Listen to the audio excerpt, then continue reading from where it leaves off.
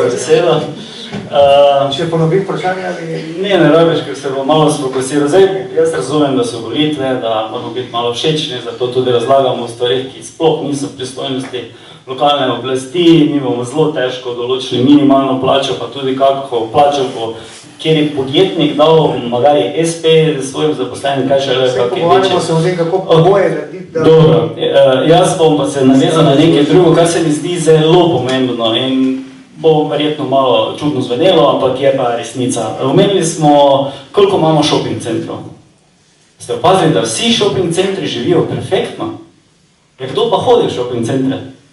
In dokler bomo mi na eni strani hodili v shopping centre in tam zapravljali denar, namesto da bi ta denar iskali storitve v starem mestnem jedru, pa bomo imeli v starem mestnem jedru vedno težave in ne bo ponudbe. Normalno, da nekaj nišče ne bo mogel preživeti. Torej, ukrep je čisto preprost. Ptujčan, kaj lahko naredi občina? Občina lahko poziva ljudi, tako kot je bila akcija Ptuj smo ljudje, to je bilo super, pride v mesto. Jaz se strinjam, Rajko je dal odlično idejo, naslednja mora biti nakupuj v starem mestnem jedru.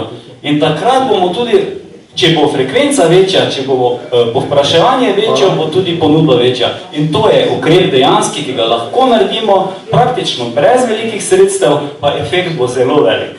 Hvala lepa. Kratka replika, Janez.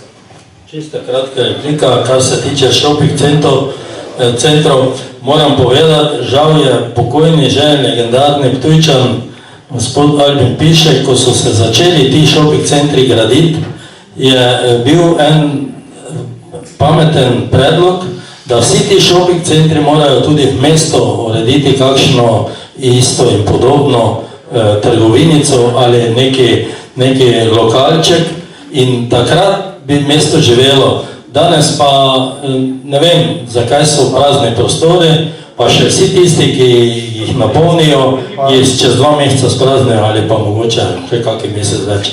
Hvala lepa. Robert, replika? No, v bistvu sem jaz hotel nekaj zelo podobnega povedati. Takrat v začetku, oziroma kmalu po letu 2000, ko sem bil tudi en mandat sam v mestnem svetu, to je bilo predno, so se začeli na Ptuju širiti trgovski centri, smo že imeli izkušnjo iz Celja, kjer so se te stvari dogajale in sem jaz, tako kot je zdaj omenil gospoda Piška, sem jaz podobne stvari predlagal, da vsaj ti veliki trgovci bi morali svoje trgovinice imeti tudi v starem mestnem jedru, oziroma bi morali od njih zahtevati tudi dejavnosti v mestu, pa tega žal nismo naredili. Hvala. Zakaj zdaj ne zahtevate? Dejan? Ja, zdaj je prepozno. Dom, Brani, zakaj bi bilo prepozno? Zdaj je prepozno, zato ker oni več niso dejansko zavezani k temu, ker so pogodbe bile podpisane. Se tudi takrat niso bili zavezani. Ne, niso bili, ker se ni postavilo v pogodbi pogoja, da morajo to narediti tudi mesto. Kdo pa lahko to postavi z lokalnega nivoja investitorjev? Kdo to lahko postavi? Kaj sanjate? Pa tega ne moreš postaviti. Isto pa sem dejansko...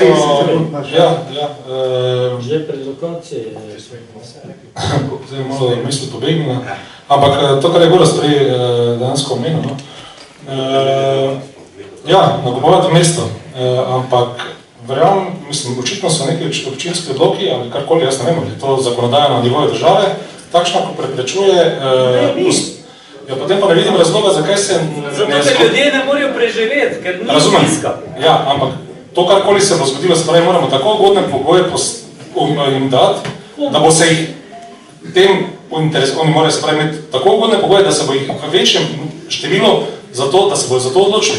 Se pravi, ni posamezniki, ko si najemne kredite. Moramo biti popolno niče delo, da bo imeli take... Ne, morajo, se pravi, večje število je tisto, ko bo naredilo preboj, zato da bomo lahko začeli, se pravi, kupovati mesto doma, to, kar govoriš. Če lahko samo, ne? Samo tu direktno, mislim, da razložim, ne? Mi že imamo zelo, pa ne zdaj v našem mandatu, to je že odprej subvencionirano, v bistvu najemnino. Če delaš v javnem interesu, imaš praktično zastojno. Drugač pa z kratkim poslovnim načrtom dobiš 80% subvencionirano najemnino, 60, 40, 20, 5 leto komaj imaš plačeno najemnino. Pa to sploh ni problem. To ni osnovni problem. Osnovni problem je, da ne moreš tak nizko stroškov imeti v nekem lokalu, če ljudje ne pridejo kupiti tistega, kar ponujaš. Zdaj pa ena stvar je, ali ni frekvence, drugo ali pa ponujaš napačno stvar. Hvala. Igor. izhajam iz generacije, ko so bili vsi trgovski centri mesta. Ampak to je zgodovina in tega se več ne moremo iti. Jaz pravim, trgovski centri nikoli več ne bojo v mestu. In tudi, če gledate v Evropo, v takih mestih, kot je Ptuj, trgovski centri tu niso v starih delih mesta.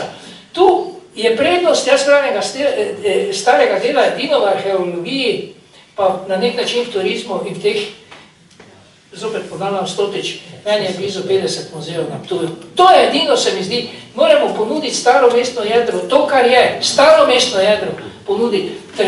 Spraviti zdaj trgovski center, Semurkova, to je bila trgovski center, kam pa bo zdaj, en avto ne more več, to je nasproti tebe, to so bili trgovski centri včasih, ni več tega. Hvala. Andrej? Trgovine, tu sem pa razloman. Jaz mislim, da so se ti trgovski centri res malo preveč razpasli po Ptuju in to vzporedno privedlo do tega, da center Ptuja pač začel počasi izgubljati seveda svoj potencial in tudi trgovce. Jaz mislim, da bi morali se zavezati, da bi nova občinska oblast skušala navezati stik s kakim izmed večjih trgovin. Jaz pravim kak H&M ali pa S-Oliver in ga spraviti v center Ptuja in potem seveda spraviti ljudi v center, tako kot je tudi v Ljubljani in če laufa to tam, ne vem, zakaj ne bi to tudi tukaj. Hvala lepa, Štefan, še, potem pa bo... Torej, vsaj 4 velike trgovske verige smo imeli na Ptuju v mestni hiši in se z njimi pogovarjali, kako bi v starem mestnem jedru zadevo naredili.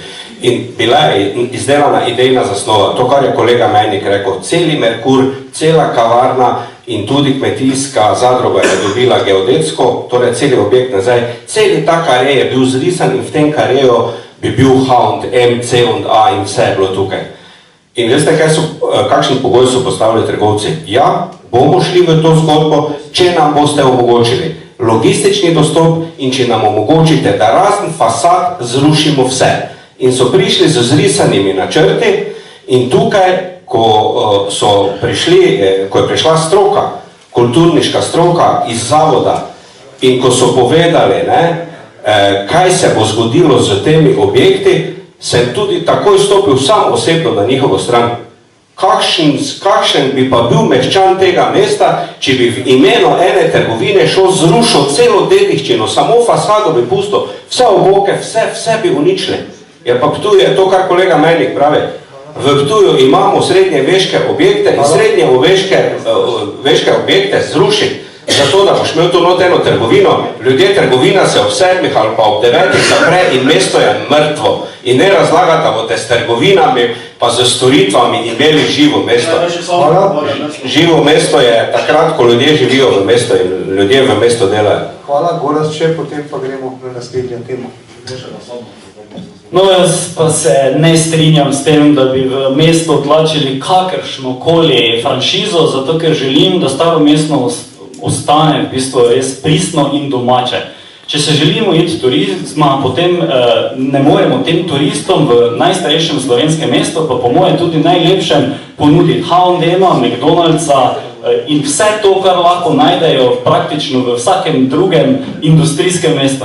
To ne sodi v staro mestno jedro. Sodijo pa, mi imamo ogromno kreativnih ljudi, ogromno dizajnerjev, ogromno nekih mladih, ambicioznih, ki imajo ne vem kakšne vse ideje. To moramo znati stržiti, to je naš produkt.